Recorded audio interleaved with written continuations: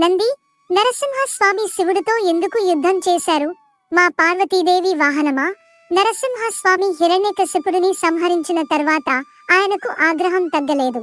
అక్కడే ఉన్న ప్రహ్లాదుడు కూడా ఎంత ప్రయత్నించినా స్వామి ఆగ్రహం తగ్గలేదు. ప్రపంచం మొత్తాన్ని స్తంభించేలా ఆయన కోపంతో ఊగిపోయాడు.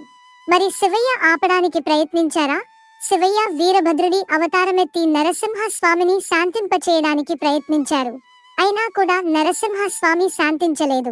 అప్పుడు శివయ్య ఏం చేశాడు? శివయ్య అతి భయంకరమైన శరభ అవతారం ఎత్తారు.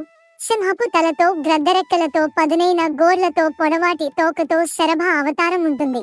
శరభ నరసింహుడితో పోరాడి ఓడిస్తుంది. శరభ రూపంలో ఉన్నది శివుడే అని గ్రహించిన నరసింహస్వామి శివుణ్ణి శాంతింపజేసేందుకు శివాస్తోత్రం చదివాడు. అప్పుడు శరభ అవతారం శాంతించి నరసింహస్వామిని తనలో ఐక్యం చేసుకుంటాడు.